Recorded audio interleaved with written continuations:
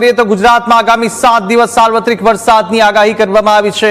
વિવિધ સિસ્ટમો સક્રિય થતા જ મેઘરાજાની એન્ટ્રી થઈ ચૂકી છે અને વલસાડ, ડાંગ અને નવસારીમાં ભારે વરસાદની આગાહી।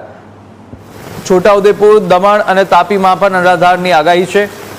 મહીસાગર, પંચમહાલ અને દાહોદમાં વીજળી સાથે વરસાદની શક્યતા। વડોદરા, નર્મદા અને અરવલ્લીમાં મધ્યમ વરસાદને લઈ આગાહી કરાઈ।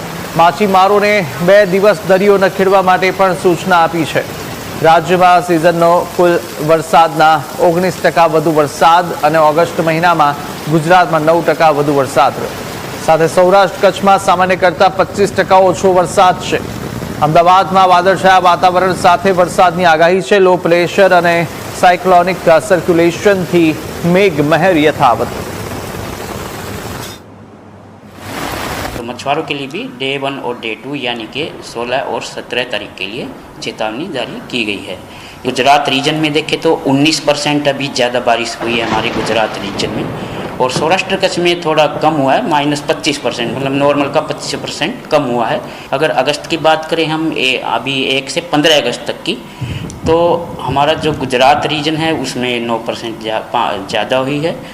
एक और नया लो प्रेशर एरिया बन गया है north west Bay of Bengal पे और adjoining West Bengal, north Orissa coast पे।